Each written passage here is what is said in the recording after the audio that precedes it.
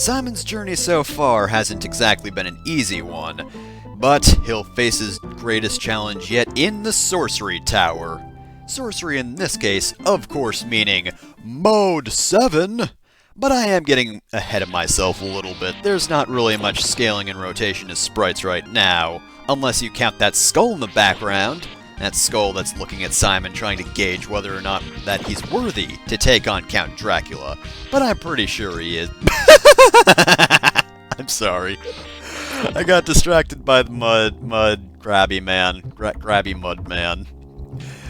I forgot he was there. He's not even a threat, he's just silly, like that skeleton over there. He's pawing at us, but he can't get us.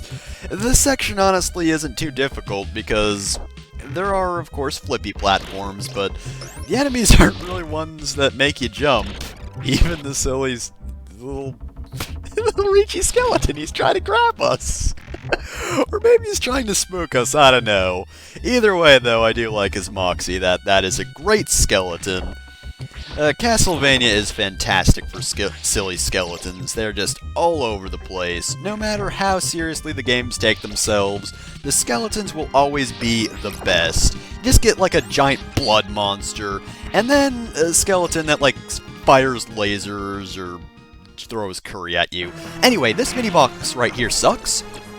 Every time you hit him, those little seed things or whatever fall from the ceiling, but that was a lucky run. I am incredibly serious when I say that boss took me multiple attempts, but then again I am trying to get a good clean run of this without too many hits. So that's kind of my problem. If you brute force it, it's not too difficult. That was kind of brute forcing right there, honestly. I didn't move about, but those seeds fall from the ceiling so quickly that it's honestly hard to really get a gauge on them. So I don't particularly care for that mini-boss right there.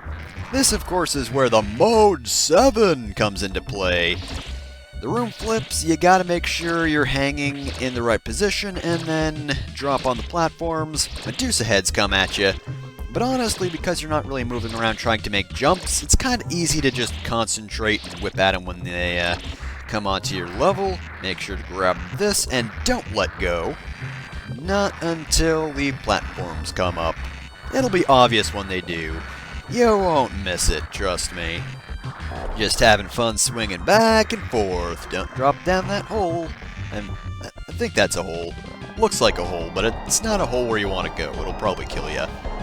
No, that is where we're gonna want to go. Very nice of Dracula to just extend a bridge for us. Or maybe it's just like some incompetent intern.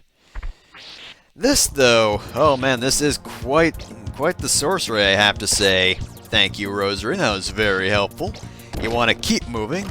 I think this kind of rubber bands, because if you notice, when I don't really move around too much, it kind of stops, but at the very least, you definitely don't want to be moving backwards. Again, if the platforms keep falling, then you might be in trouble, but these aren't exactly enemies that will make you go back. Maybe they'll stall you for a moment or two, but nothing more than that, really. And it's really just these guys just breaking in through the walls like it was no thing, and we're done with that. Yeah, unfortunately, the Mode 7 room is very short. This is also a very weird room, I have to say. I'm still not quite sure I get if there's any sort of intended path. Basically, this room loops. It's one of those level wrap stages like you'd see in Mario, except it's not horizontally level wrapped, it's vertically level wrapped, so you go up far enough and eventually you will be lower than you were before. Of course, you want to be careful of those spikes, but also be very careful of being crushed. Simon is not impervious to that, and it will kill him. Thankfully, though, it's a little lenient, and it's one of those games where you kind of duck down before you get crushed. Of course, if you're not really out of the way in time at all, then there's no real point to that, but, you know, if you're just barely out of the way, you might be able to wiggle your way out of the little mess you're in, so that you're not a Simon sandwich. I mean, at multiple points, I have almost been a Simon sandwich. I'm pretty sure Barry Burton would agree with me on that one.